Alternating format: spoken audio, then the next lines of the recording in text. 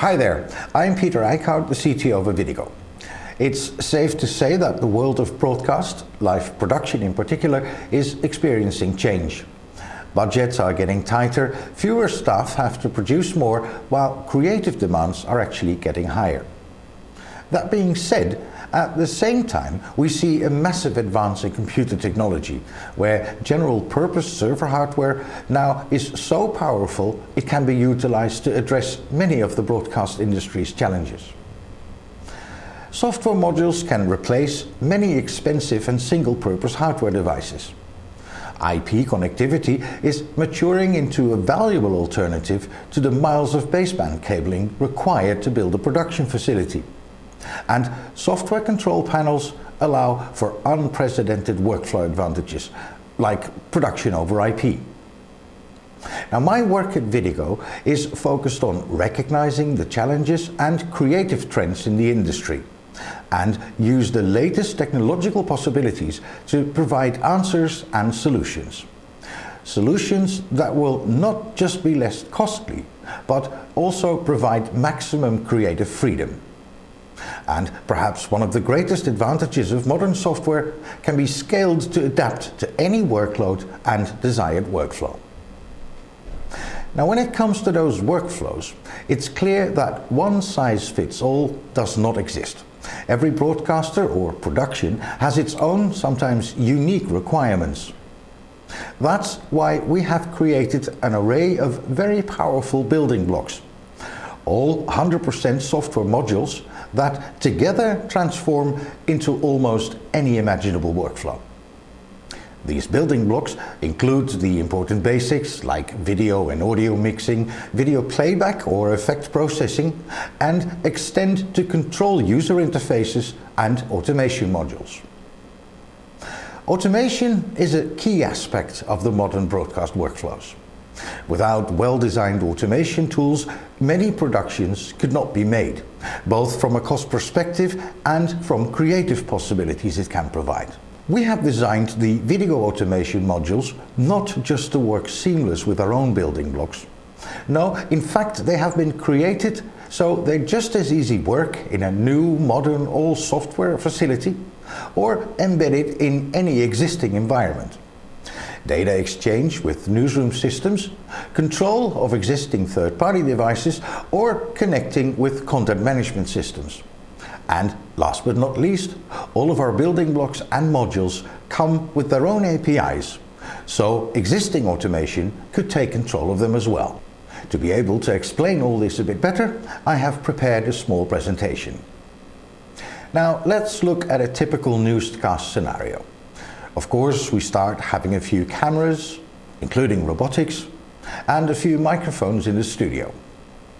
Traditionally, the control room needs to be equipped with lots of different systems. The video switcher, an audio panel, multi-viewer system, video servers, graphics engines, automation computers, and, not to forget, control for every individual device. And the bigger setups will also feature some level of newsroom integration. Oh yeah, and the unavoidable bunch of cables connecting everything together. Now, our approach is different.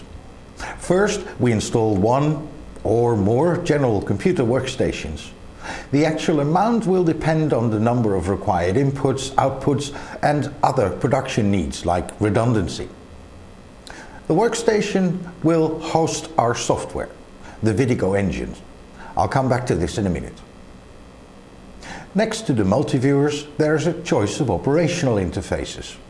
Modern touchscreens, more traditional tactile units with buttons or faders, or fully virtual using a tablet, an iPad, or just any web browser. Whatever the chosen combination of controls, all share the fact that they use IP to communicate with the engine software. And last but not least, we have the automation module called IJkhout Live Assist, fully interactive with your newsroom system, controlling every aspect of the IJkhout engines, and, if required, necessary third-party systems, such as graphic systems that extend beyond the engine's building graphics. Now, as promised, let's take a closer look to our IJkhout engine software itself. Basically, the software replaces most hardware devices traditionally found in the control room. Let's have a small look under the hood. At the heart, there is the video mix and processing module, built with modern GPU technology to provide maximum power. Standard PCI SDI capture boards are used to feed, for instance, camera signals to the processing module. Each video source has its own set of keyers and effect processors. A single workstation can provide up to a maximum of 12 Full HD SDI inputs. All signals are treated fully uncompressed throughout the software to achieve the highest possible quality standards. Video playback is handled from within the software through 4 fully independent player channels. Again, each having their own keyers and effect processors. The players support most common used broadcast video formats, and in addition can be used as still stores, accepting all major image formats like JPEG and PNGs with transparency. The engine software also features 2 built-in graphics render engines, designed for basic production graphics such as lower thirds, logos and tickers. Each workstation can provide 2 fully independent SDI outputs. One of those outputs can also be configured as a true clean feed slave, with user-definable selection of what layers to carry or to exclude.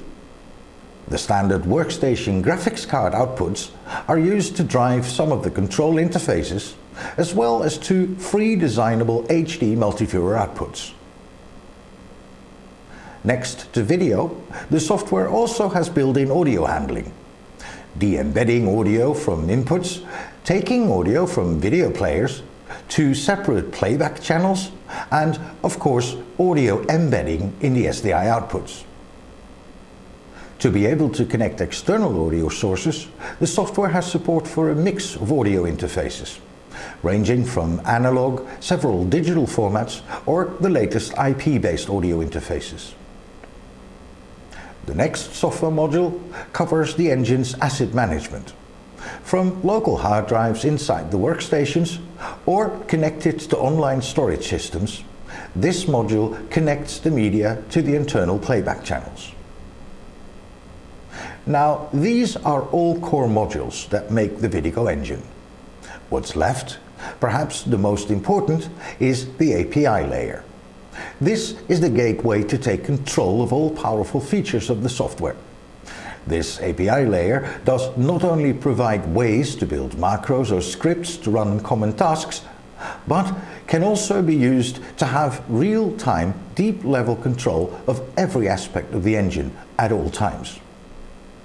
The API is fully accessible over IP using either a direct and fast socket connection or, more straightforward, using the HTTP REST functions from the internal web server.